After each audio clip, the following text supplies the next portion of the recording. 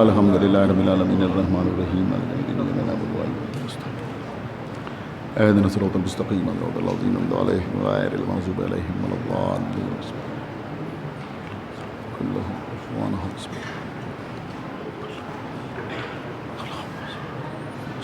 احد اعوذ باللہ السمیع العلی العظیم من الشیطان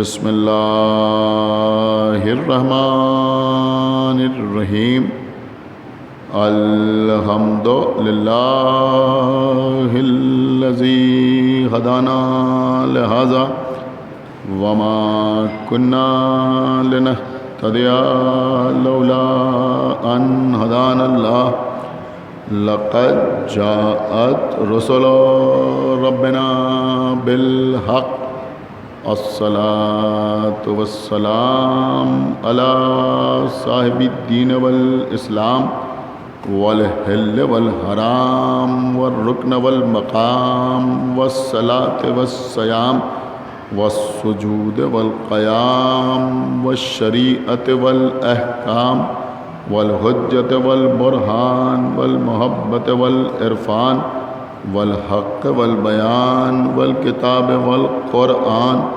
سيدنا ونبينا وشفيعنا ومولانا ومولى الثقلين جد الحسن والحسين ابی القاسم محمد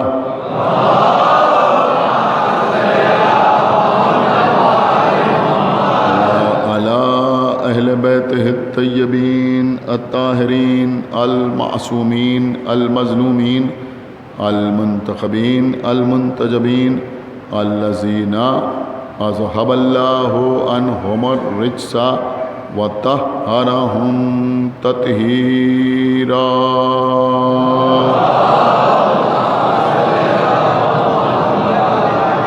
ولعنة الله على أعدائهم وقتلتهم وغاصبي حقوقهم ومنكري فضائلهم ومصائبهم أجمعين من الآن إلى يوم الدين اللهم عذبهم عذابا يستغيث منه أهل النار آمين رب العالمين أما بعد فقد قال الله سبحانه تبارك وتعالى في كتابه المجيد وفرقانه الحميد وقوله الحق بسم الله الرحمن الرحيم إنا نحن نزلنا الذکر وَإِنَّا لَهُ لَحَافِظُونَ صلوات محمد۔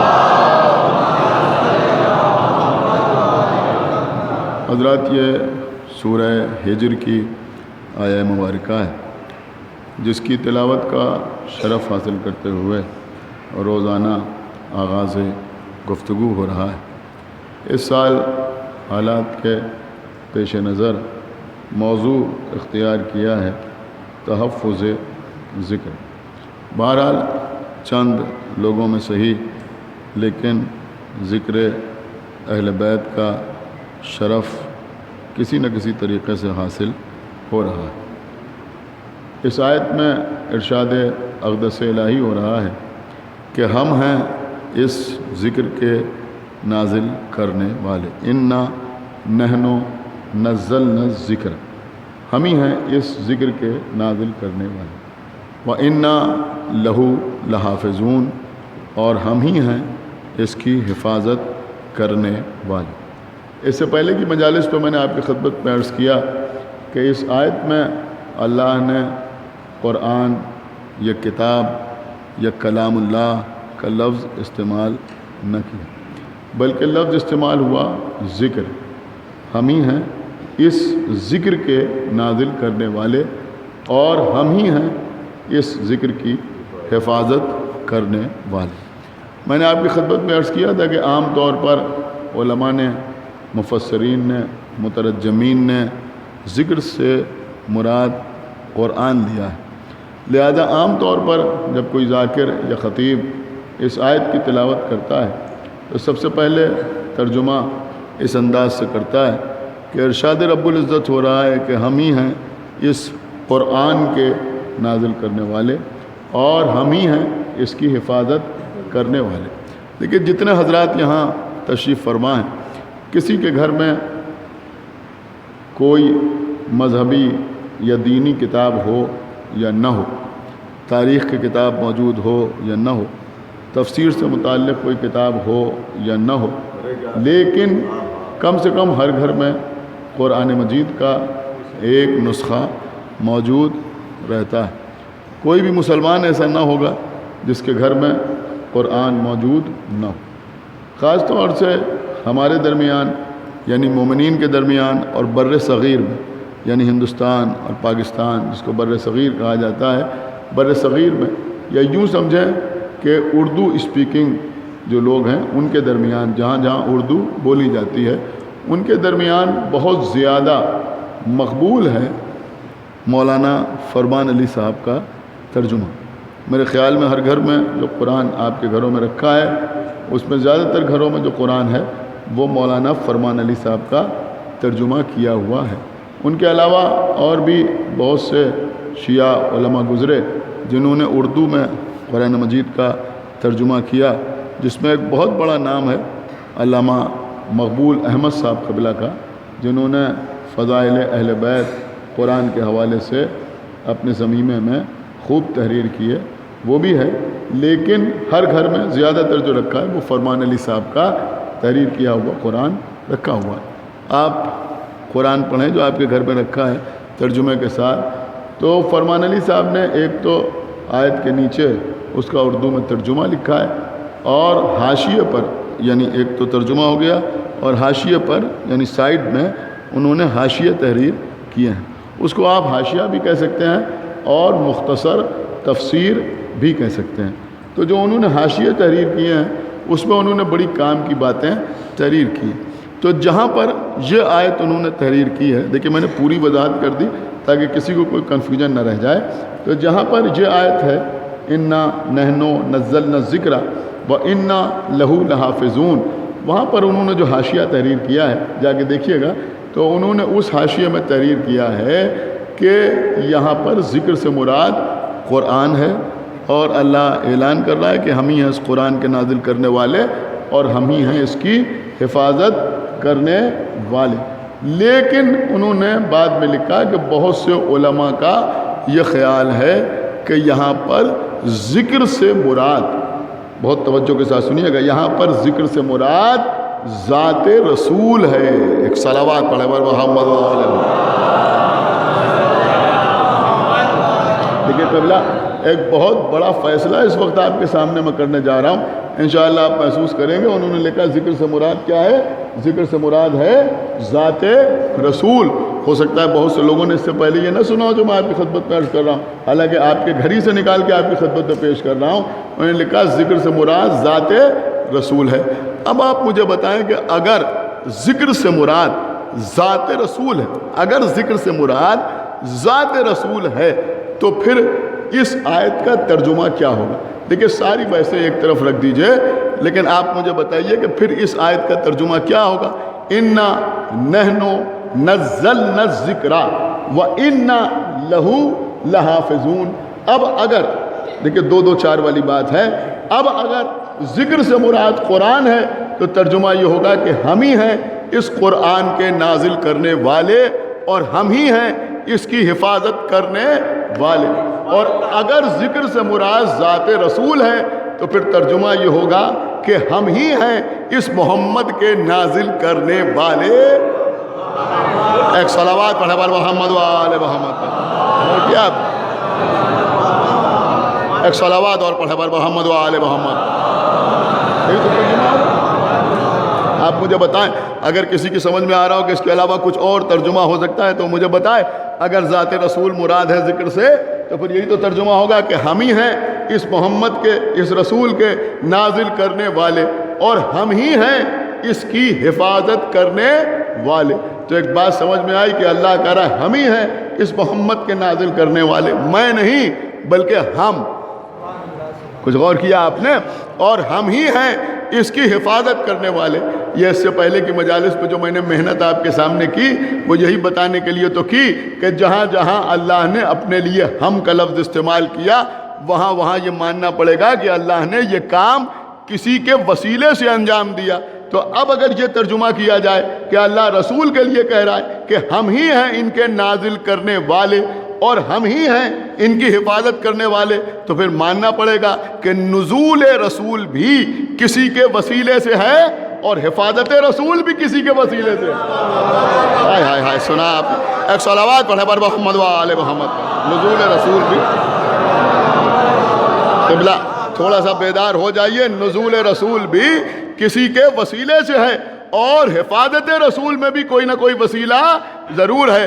اب آپ داد نہ دیں گے تو کہیں اور سے کوئی داد دینے کے لیے نہیں آئے گا۔ بہت توجہ آپ حضرات کی چاہتا ہوں۔ ارے بھیا، اب نزول رسول میں بھی کوئی وسیلہ اور حفاظت رسول میں بھی کوئی وسیلہ۔ اب سنیے، جن لوگوں کو اللہ نے نزول رسول کے لیے، نزول محمد کے لیے، نزول نور کے لیے وسیلہ بنایا، انہیں کہتے ہیں عبداللہ اور آمنہ۔ کیا سنا اس مجمع نے؟ خدا کے لیے بیدار ہوئیے۔ انہیں کہتے ہیں عبداللہ اور آمنہ، اور جن کو حفاظت رسول کے لیے وسیلہ بنایا انہیں کہتے ہیں ابو طالب اور فاطمہ بنت اسد۔ صلوات بر محمد و آل محمد۔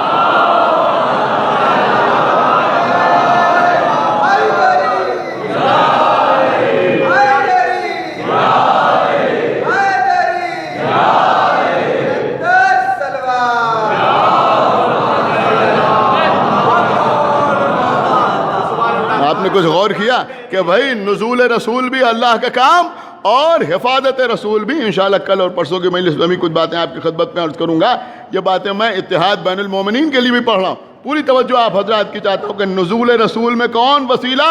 کہ نزول رسول میں عبداللہ اور آمنہ کو وسیلہ بنایا، اور حفاظت رسول کے لیے جناب ابو طالب اور فاطمہ بنت اسد کو وسیلہ اور ذریعہ بنایا۔ اس کا مطلب یہ ہوا کہ یہ جناب ابو طالب ہیں اور جناب فاطمہ بنت اسد ہیں جن کا کام ہے حفاظت رسول کرنا۔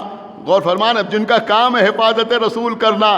دیکھیں میری بات پختہ ہو جائے، آپ بھی سمجھ لیں جو میں عرض کر رہا ہوں کہ یہ خالی خطابت نہیں ہے، یہ صرف ذاکری نہیں ہے جو میں نے کہہ دیا کہ اللہ حفاظت رسول ان کے ذریعے سے کر رہا ہے، بلکہ قرآن پڑھیے، خداوند عالم سورہ الضحیٰ میں ارشاد فرما رہا ہے۔ کیا ارشاد فرما رہا ہے؟ کہ علم یجد کا یتیمن فآوا۔ وہ وقت یاد کیجئے کہ جب آپ یتیم تھے اور ہم نے آپ کو پناہ دی۔ سنا آپ نے یا نہیں سنا؟ آپ یتیم تھے، ایک صلوات پڑھے محمد و آل محمد۔ آپ نے شاید بالکل توجہ نہ فرمائی کہ آپ یتیم تھے اور ہم نے آپ کو پناہ دی۔ اب اگر پیغمبر یتیم ہونے کے بعد خانہ کعبہ میں جا کے رہنے لگتے تو سمجھ میں آتا کہ یتیم تھے، اللہ نے پناہ دی۔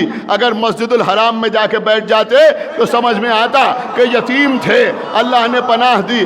اگر بیت المقدس پہ جا کے رہنے لگتے تو سمجھ میں آتا کہ یتیم تھے، اللہ نے پناہ دی۔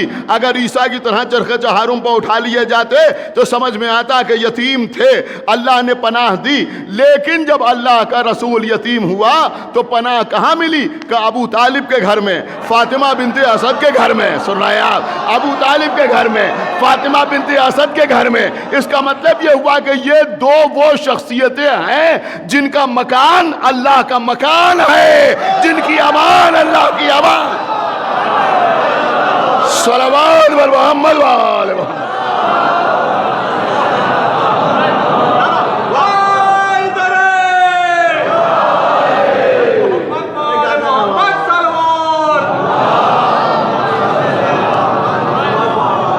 دیکھیں قبلہ، آج محرم کی 7ویں تاریخ ہے، 2 مہینے 8 دن انشاءاللہ ہم اہل بیت کا تذکرہ کریں گے، ذکر اہل بیت کریں گے۔ سمجھ رہے ہیں؟ ہم 2 مہینے 8 دن ہم اہل بیت کا ذکر کریں گے۔ 2 مہینے 8 دن کے بعد عید میلاد النبی۔ بہت توجہ آپ حضرات کی چاہتا ہوں، عید میلاد النبی۔ غور کر رہے ہیں آپ؟ اب وہ کوئی کسی بھی تاریخ کو منائے، میں عجیب بات آپ کی خدمت میں عرض کر رہا ہوں. وہاں تو مسئلہ یہ ہے کہ انہوں نے کہا بھائی یہ 12 ایام میں، پہلی ربیع الاول سے لے کے 12 ربیع الاول تک 12 ایام میں رسول کسی دن دنیا میں آئے بھی اور دنیا سے چلے بھی گئے. دنیا سے چلے بھی گئے. ایک بہت باریک جملہ کہہ رہا ہوں، انشاءاللہ آپ محسوس ضرور کریں گے. بھائی انہوں نے حیات و رسول کو سمجھنے کے لیے 12 ایام کو وسیلہ بنایا، ہم نے 12 امام کو وسیلہ بنایا.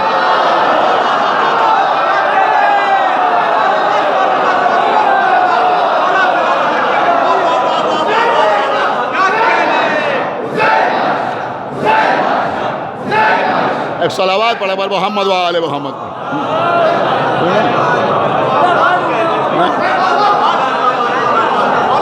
ان 12 دنوں میں رسول دنیا میں آئے بھی اور دنیا سے چلے بھی گئے. لیکن ہمیں معلوم ہے رسول دنیا میں کب آئے، ہم کو پتا ہے کہ رسول دنیا میں کب آئے. دیکھیے عزیزوں، میری تاریخ پیدائش کیا ہے، میری تاریخ پیدائش کیا ہے یہ میری مجلس سننے والے نہیں بتائیں گے. میں سمجھ رہا ہوں کہ آج کل فیس بک کا زمانہ ہے. ایک صلوات پڑھے پر محمد و آل محمد. لیکن شاید اس نزاکت کو بھی آپ سمجھ سکتے ہیں کہ وہ تاریخ پیدائش اور ہوتی ہے اور اکثر حقیقی تاریخ پیدائش کو. ایک صلوات پڑھے پر محمد و آل محمد. میری بات آپ سمجھے یا نہیں سمجھے؟ میں مارک شیٹ پر لکھی ہوئی ڈیٹ آف برتھ کی بات نہیں کر رہا. حقیقی تاریخ پیدائش کیا ہے یہ میری مجلس سننے والے نہیں بتائیں گے، یہ میرے شہر کے لوگ نہیں بتائیں گے، یہ میرے پڑوسی نہیں بتائیں گے. کسی کو کیا پڑھی ہے جو یاد رکھے؟ کو سنا آپ نے یا نہیں سنا؟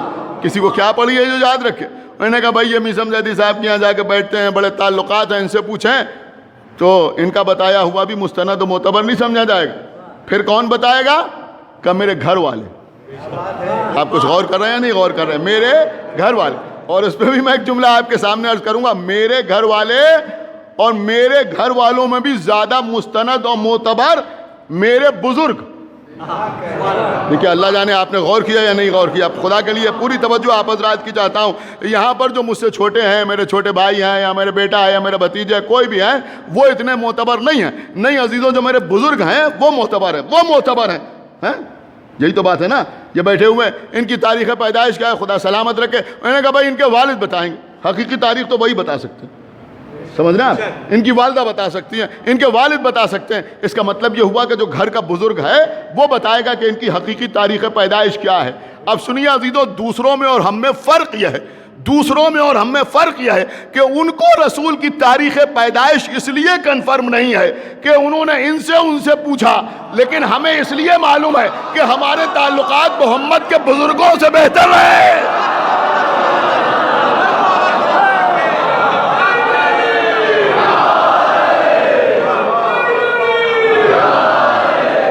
ان کے بزرگوں سے. لیکن بہرحال اس وقت یہ بحث نہیں ہے. کوئی 12 ربیع الاول کو عید میلاد النبی بنائے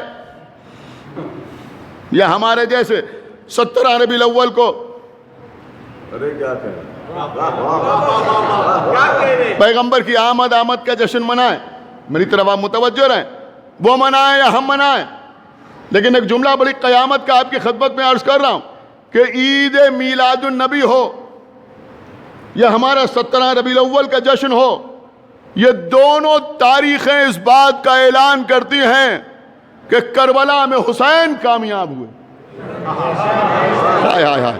دیکھیں آپ میری طرف دیکھیں، یہ دونوں تاریخیں اس بات کا اعلان کرتی ہیں کہ کربلا میں حسین کامیاب ہوئے. آپ شاید غور نہیں کر رہے ہیں. ارے بھیا 2 مہینے 8 دن تک کربلا کا تذکرہ ہونے کے بعد، 2 مہینے 8 دن تک کربلا کا تذکرہ ہونے کے بعد اگر مسلمانوں کے اجتماع میں یزید کے دادا ابو سفیان کا تذکرہ ہو تو یزید کامیاب ہوا، اور اگر حسین کے نانا محمد کا تذکرہ ہو.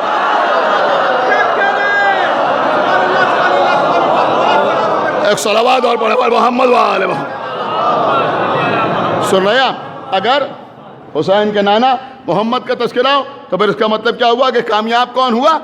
کہ کامیاب امام حسین علیہ الصلوۃ والسلام ہوئے. لیکن آپ میری طرف متوجہ رہیں, قسم خدا کی عزیزو, ہماری جان قربان, کہ عید میلاد النبی سارے مسلمان مناتے ہیں.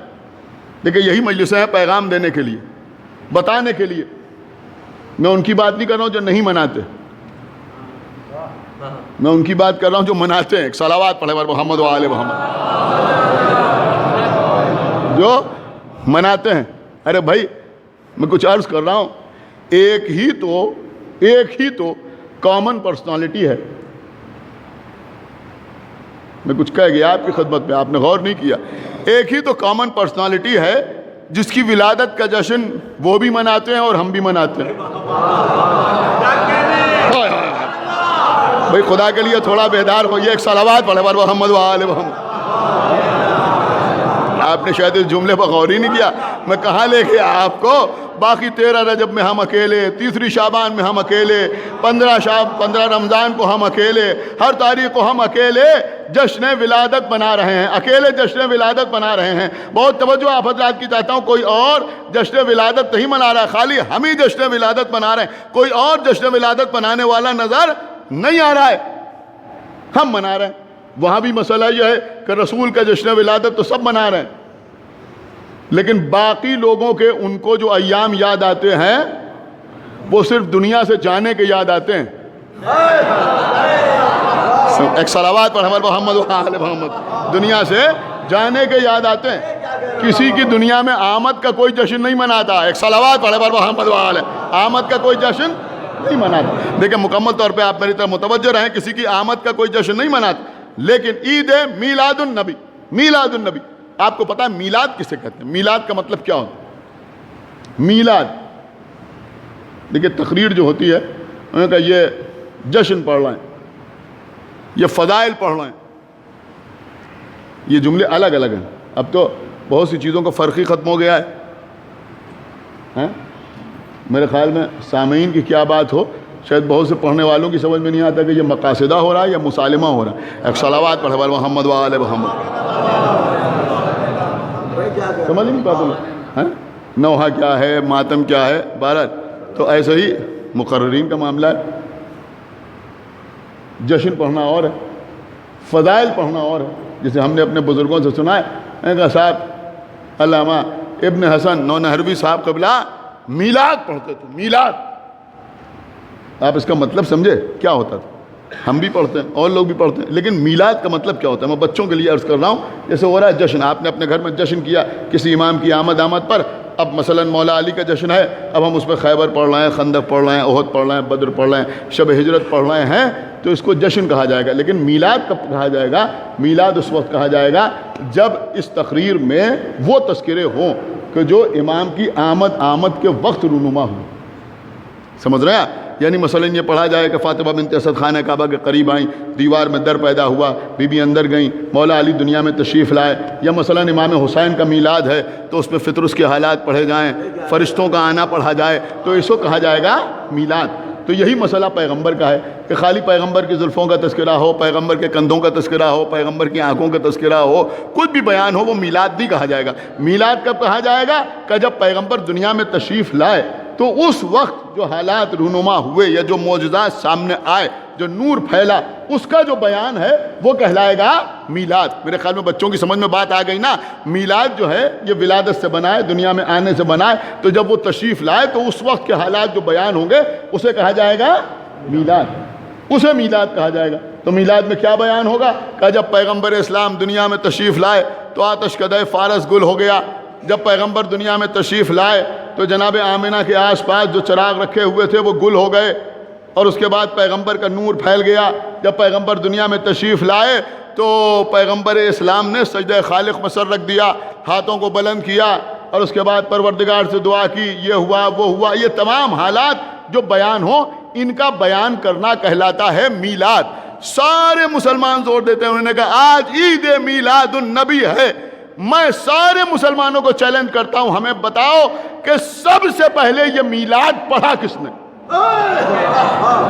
دیکھیں میں کہاں لے آیا آپ کو کہ سب سے پہلے یہ میلاد کس نے پڑھا؟ کس نے پڑھا سب سے پہلے یہ میلاد؟ کسی صحابی نے پڑھا؟ نہیں، کسی مکے کے رہنے والے نے پڑھا، کسی مدینے کے رہنے والے نے پڑھا، کسی نے نہیں پڑھا. تو پھر یہ پڑھا کس نے؟ ظاہر سی بات ہے کہ جناب آمنہ نے تو بیان کیا نہیں، وہ تو سچا خانے میں ہے. تو یہ بیان کس نے کیا؟ آپ شاید غور نہیں کر رہے ہیں، یہ بیان کس نے کیا؟ ادھی تو پڑھیے سیرت کی ساری کتابیں، آپ اس نتیجے پر پہنچیں گے کہ جس وقت پیغمبر کا نزول یا ظہور یا آمد ہو رہی تھی، اس وقت فاطمہ بنت اسد کے ساتھ، اس وقت جناب آمنہ کے ساتھ حجرے میں صرف جناب فاطمہ بنت اسد موجود تھیں. کون موجود تھا؟ علی کی ماں فاطمہ بنت اسد موجود تھیں. اب پیغمبر کے دنیا میں آنے کے بعد جو کرامتیں، جو معجزات، جو حالات، جو فضائل رونما ہوئے، ان کو دیکھنے والی جناب فاطمہ بنت اسد تھیں. پیغمبر کی آمد کے بعد جناب فاطمہ بنت اسد اس حجرے سے چلی، جناب ابو طالب کے پاس آئیں اور آ کر سارے حالات بیان کیے. میں اس مجلس کے حوالے سے بہت دور تک یہ پیغام پہنچانا چاہتا ہوں کہ سب سے پہلا میلاد فاطمہ بنت اسد نے پڑھا اور ابو طالب نے سنا. ایک صلوات پر محمد و آل محمد. سب سے پہلا میلاد. ایک صلوات اور پڑھتے پر محمد و آل محمد. سب سے پہلا میلاد جناب فاطمہ بنت اسد ہی نے تو پڑھا. فاطمہ بنت اسد نے پڑھا اور ابو طالب نے سنا. اور سنیے، لطف کی بات آپ کی خدمت پہ عرض کر رہا ہوں. ہم مجلس پڑھ کے اترے، لوگ تعریف کرتے ہیں، داد دیتے ہیں، سبحان اللہ، ماشاء اللہ، جزاک اللہ، کیا کہنا. لیکن کچھ بزرگ ایسے بھی ہوتے ہیں جو خالی تعریف نہیں کرتے بلکہ دعا بھی دیتے ہیں کہ اللہ آپ کو صحت عطا کرے، عمر عطا کرے، یہی کہتے ہیں نا، علم عطا کرے اور ترقی کیجئے اور ذکر اہل بیت کیجئے. اس کا مطلب یہ ہوا کہ داد کی ایک شکل دعا بھی ہوتی ہے. آپ اپنی بات اللہ جانے سمجھ رہے ہیں یا نہیں سمجھ رہے ہیں؟ یعنی اگر کسی کے سامنے کوئی شعر سنائے، کسی کے سامنے کوئی تقریر کرے تو لوگ واہ واہ، سبحان اللہ، ماشاء اللہ، جزاک اللہ بھی کہتے ہیں اور بعد میں لوگ دعائیں بھی دیتے ہیں. کبھی کوئی کہتا ہے ہماری عمر بھی آپ کو لگ جائے، زندہ رہیے، سلامت رہیے، خوش رہیے، آباد رہیے، آپ کے ارمان پورے ہوں. سنیے عزیزوں، جب کائنات میں پہلی مرتبہ جناب فاطمہ بنت اسد نے میلاد پڑھا تو سننے والا ایک سامع تھا جس کا نام تھا جناب ابو طالب. تو ابو طالب نے خالی داد نہیں دی بلکہ فاطمہ بنت اسد کو دعا بھی دی. اب دیکھتا ہوں کون خاموش رہتا ہے اس دعا کو سن کر. آپ کو پتا ہے وہ دعا کیا تھی؟ جناب ابو طالب نے دعا دی فاطمہ بنت اسد کو جب انہوں نے میلاد پڑھا کہ آج سے 30 سال کے بعد اللہ آپ کو بھی ایک ایسا ہی بیٹا عطا کرے گا. ایک صلوات پڑھے بل محمد و آل محمد پر. ایسا ہی آج سے 30 سال کے بعد اللہ آپ کو ایسا ہی بیٹا عطا کرے گا. یہ کہ آپ ماشاءاللہ متوجہ ہیں. خداوند عالم آپ کو دنیا کے ہر آفت اور ہر بلا سے محفوظ رکھے. دور دور تک لوگ یہ مجلس سن رہے ہیں. سنیے قبلہ، ایک بات میں عرض کروں گا. یہ جناب ابو طالب اور جناب فاطمہ بنت اسد کے 4 بیٹے تھے اور 2 بیٹیاں تھیں. جانتے ہیں نا آپ، 6 بچے تھے، 4 بیٹے اور 2 بیٹیاں. سب سے بڑے بیٹے کا نام تھا جناب طالب، جن کی وجہ سے کہلاتے ہیں ابو طالب. نام تھا عمران. یہ جناب طالب جو تھے، لیکن یہاں جو بچے آتے ہیں وہ اپنے ساتھ کچھ لے کے جاتے ہیں. جناب طالب پیغمبر کے ہم سن تھے، یعنی جس سال پیغمبر کی ولادت ہوئی اسی سال جناب طالب کی ولادت ہوئی. اب چونکہ میں نے کتاب میں نہیں دیکھا لہذا میں آپ کو یہ بتا نہیں سکتا کہ جس دن پیغمبر کی ولادت ہوئی تو جناب طالب دنیا میں آ چکے تھے یا بعد میں دنیا میں آئے اسی سال. یہ میں نے کسی کتاب میں نہیں دیکھا لہذا میں عرض بھی نہیں کر رہا ہوں. تو لیکن جناب طالب بہرحال سن 1 عام الفیل میں یعنی اسی سال دنیا میں تشریف لائے. جناب طالب کے 10 سال کے بعد جناب عقیل کی ولادت ہوئی. جناب عقیل کے 10 سال کے بعد جناب جعفر طیار کی ولادت ہوئی. دیکھیں جیسے آپ کا دل چاہے ویسے سنیے گا، لیکن کلیجہ نکال کے آپ کے سامنے رکھ رہا ہوں. اور اسی بیچ میں جناب عاتقہ اور جناب ام ہانی کی ولادت ہوئی، بیچ میں بیٹیوں کی ولادت، اور جناب جعفر طیار کے 10 سال کے بعد مولا علی کی ولادت ہوئی۔ آپ غور نہیں کر رہے ہیں؟ اب ذرا آپ اندازہ لگائیں، جناب ابو طالب کے بارے میں تو لوگ یہی بحث کرتے رہتے ہیں وہ مومن تھے یا مومن نہیں تھے، اما ذرا غور کرو کہ ابو طالب کون تھے؟ آپ غور نہیں کر رہے کون تھے اور کہاں تک ان کی نگاہ دیکھ رہی تھی؟ آپ شاید غور نہیں کر رہے ہیں۔ جب پیغمبر کی ولادت ہوئی تو مثلا طالب تھے یا نہیں تھے، بعد میں آنے والے تھے، لیکن یہ نہیں کہا کہ ابھی کچھ دن کے بعد اللہ تمہیں ایسا ہی بیٹا عطا کرے گا۔ ہائے ہائے ہائے، آپ غور نہیں کر رہے ہیں، خدا کے لیے بھائی بیدار ہوئیے۔ یہ نہیں کہا کہ 10 سال کے بعد اللہ تمہیں ایسا ہی بیٹا عطا کرے گا، جبکہ 10 سال کے بعد عقیل کی ولادت ہونے والی ہے۔ یہ نہیں کہا کہ اللہ 20 سال بعد تمہیں ایسا ہی بیٹا عطا کرے گا، جبکہ 20 سال بعد جعفر طیار کی ولادت ہونے والی ہے، بلکہ فرمایا 30 سال کے بعد اللہ تمہیں ایسا ہی بیٹا عطا کرے گا۔ 30 سال کے بعد اللہ تمہیں ایسا ہی بیٹا عطا کرے گا۔ اب جیسے چاہے ویسے سنیں یہ مجمع، اس کا مطلب یہ ہوا کہ ابو طالب خالی غیب کا علم رکھنے والے نہیں تھے، معرفت نور رکھنے والے تھے۔ ایک صلوات علی محمد وآل محمد۔ 30 سال بعد بتانا چاہ رہے ہیں کہ بیچ میں نعرہ حیدر، یا علی، نعرہ سلوان، کہ بیچ میں جو بیٹے آئیں گے وہ ہمارے بیٹے تو ہوں گے، مقدس ہوں گے، محترم ہوں گے، لیکن محمد جیسے نہیں ہوں گے۔ اب سمجھے آپ؟ اب یہ جناب ابو طالب ہیں اور یہ جناب فاطمہ بنت حسن ہیں۔ الم یجد کا یتیما فآویٰ، وہ وقت یاد کرو کہ جب تم یتیم تھے اور ہم نے تمہیں پناہ دی۔ یہ ہے حفاظت ذکر، یہ ہے تحفظ ذکر، یہ ہے تحفظ ذکر۔ ہاں عزیزوں، یہ یتیم کا مسئلہ بھی عجب غضب مسئلہ ہے۔ مولا متقیان غالب کل غالب حضرت علی بن ابی طالب علیہ الصلوۃ والسلام فرماتے ہیں کہ دیکھو، کبھی کسی یتیم کے سامنے اپنے بچے کو پیار نہ کرنا۔ ان چیزوں کا خیال رکھا کہ کبھی کسی یتیم کے سامنے اپنے بچے کو کوئی چیز دلانا اور یہ کرنا وہ کرنا، وہ تو بڑی بات ہے، پیار نہ کرنا۔ کیوں پیار نہ کرنا؟ کیوں پیار نہ کرنا؟ اس لیے کہ اس کے دل میں احساس یتیمی تازہ ہو جائے۔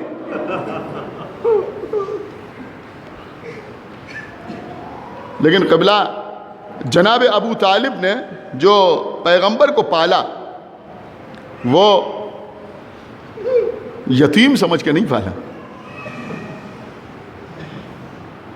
میں کہوں گا بھتیجا سمجھ کے بھی نہیں پالا۔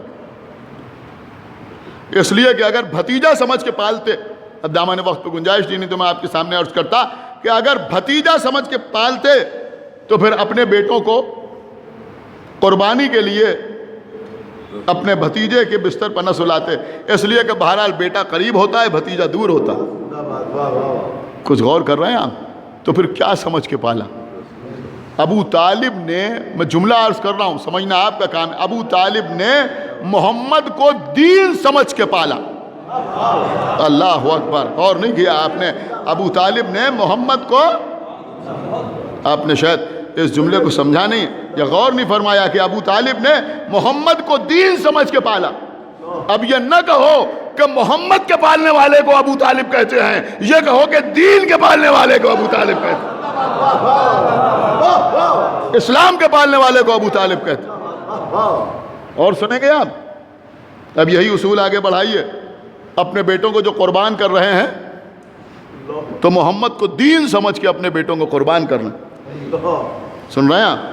دین سمجھ کے قربان کر رہے ہیں۔ بس عزیزوں، مجلس تمام ہو رہی۔ آقا حسین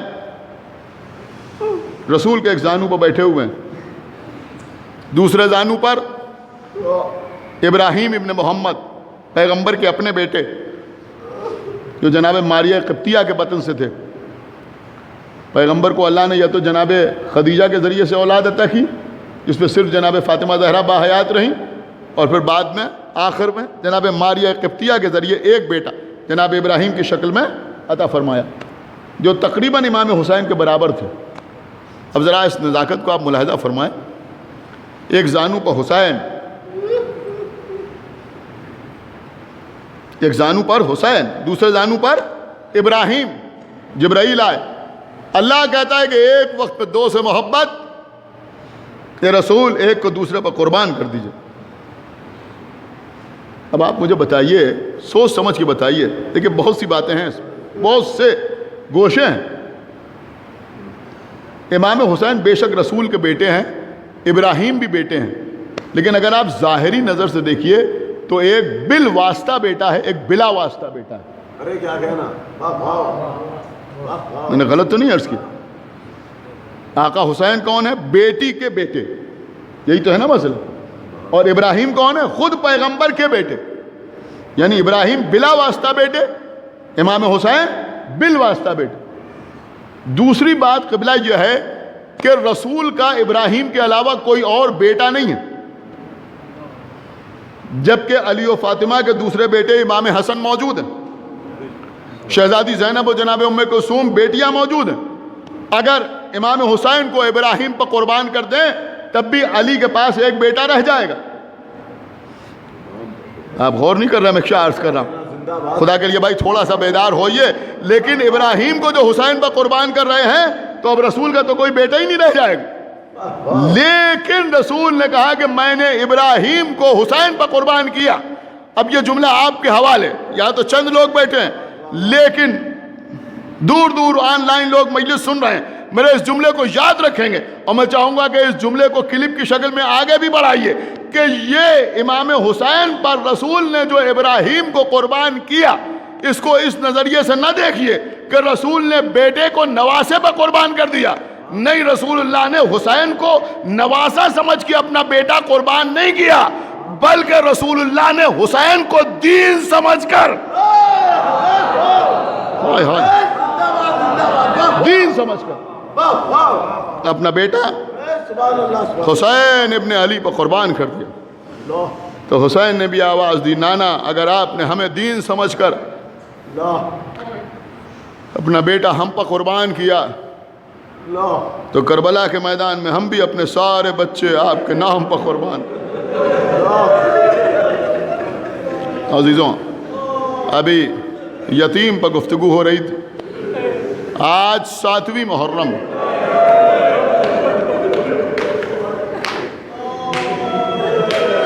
ایک یتیم اور یاد آ رہا، ایک یتیم اور یاد آ رہا۔ عزیزوں، شب عاشور، آقا حسین، مولا حسین شب عاشور فہرست شہداء سنا رہے ہیں۔ دیکھو کل کون کون قتل کیا جائے گا،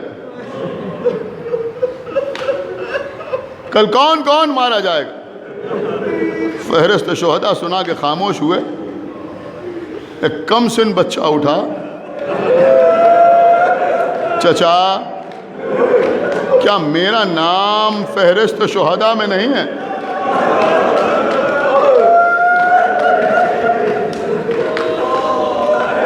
میرے لال، تمہارے نزدیک موت کیسی ہے؟ چچا اگر آپ کی محبت میں موت آئے تو شہد سے زیادہ شیریں۔ میرے لال، تمہارا نام بھی فہرست شہداء میں ہے اور تمہارے 6 مہینے کے بھائی علی اصغر کا نام بھی فہرست شہداء میں۔ اپنا نام سنا تو چہرہ کھل گیا، لیکن جب علی اصغر کا نام سنا تو آنکھوں میں آنسو آ گئے۔ چچا کیا اشقیاء خیموں کے اندر آ جائیں گے؟ روئیے عزیزوں، روئیے، رونے میں کمی نہ کیجئے۔ جو جہاں مجلس سن رہا ہے وہیں روئے۔ الحمدللہ اس وقت ہر مکان ہمارا عزا خانہ ہے، ہر گھر عزا خانہ بنا ہوا ہے۔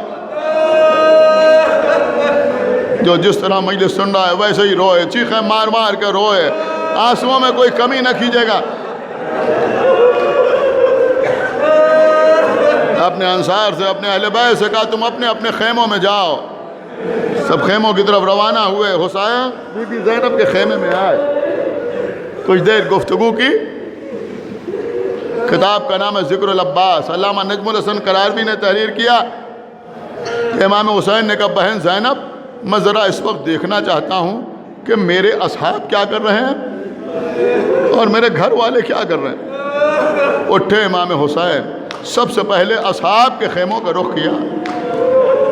ایک خیمے کے قریب پہنچے، بڑا خیمہ تھا، بڑا خیمہ، اور اس خیمے میں جھانک کے دیکھا، پتہ ہے کیا دیکھا؟ جناب حبیب ابن مظاہر، امام حسین کے بچپن کے دوست، ایک کرسی پہ بیٹھے ہوئے، سامنے حسین کے انصار بیٹھے ہوئے، بالکل مجلس جیسا ماحول ہے۔ اور جناب حبیب ابن مظاہر کہہ رہے ہیں دیکھو کل قربانیوں کا دن ہے، کل کہیں ایسا نہ ہو کہ بنی ہاشم قتل کیے جائیں اور ہم میں سے کوئی موجود رہ جائے۔ انصار ہاتھ جوڑ جوڑ کے کہہ رہے ہیں حبیب آپ تو حسین کے حبیب ہیں، آپ جو حسین کے دوست ہیں، ارے کل ہمیں باری باری اجازت دلوا دیجیے گا، پھر دیکھیے گا ہم کیسے فداکاری کا فریضہ انجام دیتے ہیں۔ امام حسین نے کہا اللہ تمہیں سلامت رکھے۔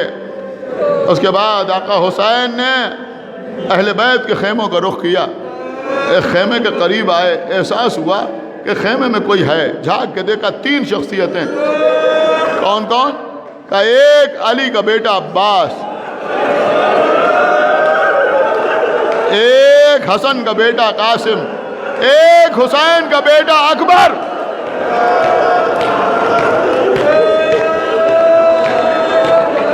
سنا علی اکبر کہہ رہے ہیں چچا عباس کل سب سے پہلے میں آقا حسین پر اپنی جان قربان کروں گا۔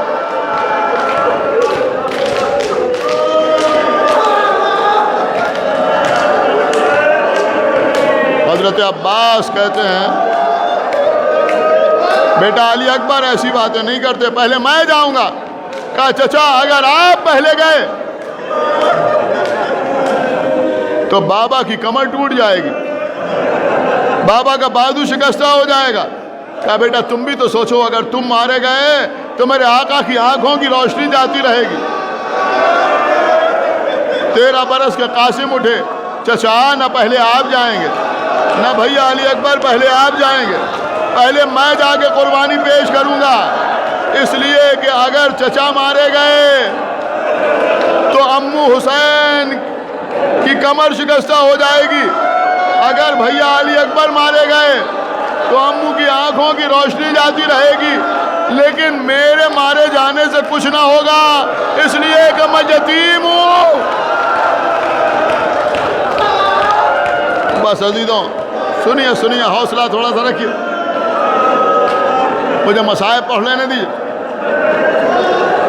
حسین خیمے میں داخل ہوئے، قاسم کو سینے سے لگایا، میرے لال جب تک میں زندہ ہوں اپنے کو یتیم نہ سمجھنا۔ عزیزوں کیا میں جملہ آپ کی خدمت میں عرض کروں، جو حسین شب عاشور جناب قاسم سے کہہ رہے تھے میرے لال جب تک میں زندہ ہوں اپنے کو یتیم نہ سمجھنا، وہی حسین ہیں جب قاسم میدان کی طرف چلے، گھوڑے پر سوار ہوئے۔ ہاں عزیزوں قد اتنا کم تھا کہ امام حسین علیہ السلام نے کہا بھیا عباس آگے بڑھو، گھوڑے کی رکاموں کو پلٹ دو۔ قاسم گھوڑے پر سوار، ایک باریک سے کرتا پہنے ہوئے ہیں، وہ آقا حسین آگے بڑھے، قاسم کا گریبان چاک کر دیا۔ خدا سلامت رکھے ان بچوں کو۔ دیکھیں یہ کربلا سے درس ملتا ہے، گریبان چاک کرنا یتیمی کی علامت ہے۔ خدا ان بچوں کے سروں پر ان کے باپ کا سایہ موجود رکھے، اس بات کا زندگی میں ہمیشہ خیال رکھنا۔ عزیزوں جناب قاسم چلے گئے، جناب زینب نے بلایا خیمے کے اندر امام حسین کو، بھیا حسین یہ آپ نے قاسم کا گریبان کیوں چاک کیا؟ کہا بہن زینب کیا پوچھ لیا؟ کہا بھیا بتاؤ کہ تم نے گریبان کیوں چاک کیا؟ کہا بہن زینب چاک گریبان یتیمی کی علامت ہے، میں نے اس لیے گریبان چاک کر دیا کہ شاید کوئی قاسم کو یتیم سمجھ کے کچھ رحم کرے۔ عزیزوں شہزادہ میدان میں آیا، قاسم میدان میں آئے، بس مجلس تمام ہو رہی ہے، میں نے سب کچھ ترک کر دیا۔ قاسم میدان میں آئے، میدان میں آ کے تلوار نکالی، تلوار نکال کر جناب قاسم نے جنگ کرنا شروع کی۔ قاسم جنگ کر رہے ہیں، ازرق شامی اور اس کے 7 بیٹوں کو قتل کیا۔ باب المراد مجھے قوت دے کہ میں پڑھ لے جاؤں۔ ہاں عزیزوں پوری توجہ آپ حضرات کی چاہتا ہوں، قاسم جنگ کرتے ہوئے آگے بڑھ رہے ہیں، ازرق شامی اور اس کے 7 بیٹوں کو فنار کیا۔ عزیزوں آگے بڑھتے چلے جا رہے ہیں، ایک مرتبہ کسی نے پشت پر گرز سے وار کیا، 13 برس کا شہزادہ گھوڑے سے زمین پہ آئے، یا ماں ادرکنی، اے چچا میری مدد کے لیے آئیے۔ آواز دی بیٹا قاسم، بیٹا قاسم میں آ رہا ہوں۔ اور راوی کہتا ہے سنیے سنیے، زیادہ سخت مسائل پڑھنے کے ہم عادی نہیں ہیں، ہم صرف آپ کو متوجہ کریں گے، آپ دیکھتا ہوں آپ کیسے پرسا دیتے ہیں۔ عزیزوں راوی کہتا ہے حسین کربلا میں اتنی تیزی سے دوڑتے ہوئے کبھی نہیں آئے جتنی تیزی سے قاسم کو پکارنے پہ آئے۔ ہاں عزیزوں بہت تیزی سے گھوڑا دوڑاتے ہوئے، ساتھ میں عباس، علی اکبر، سامنے قاتل قاسم نظر پڑا، چاہتے تھے کہ قاتل قاسم کو قتل کریں۔ فوج میں ہلچل ہوئی، عزیزوں ادھر کے گھوڑے ادھر، بیچ میں قاسم پامال ہو رہے ہیں۔ جب گھوڑے کی ٹاپ سینے پر پڑتی تھی آواز دیتے تھے یا ماں ادرکنی، یا ماں ادرکنی۔ عزیزوں اب جو حسین پہنچے تو قاسم کا جسم، بس اب اس سے زیادہ میں عرض نہیں کر سکتا، تو قاسم کا لاشا ایک جگہ پہ نہیں ملا،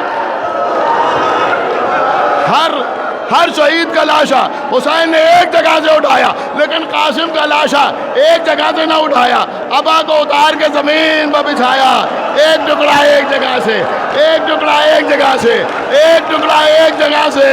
عزیزو حسین نے قاسم کی لاش کے ٹکڑے اٹھائے، ایک کچھری بنا کے لے کے چلے، ایک ہی جملہ، ایک جملہ کیا فرمایا؟ میرے لال مجھے آنے میں بڑی تاخیر ہو گئی، تیرا بدن ٹکڑے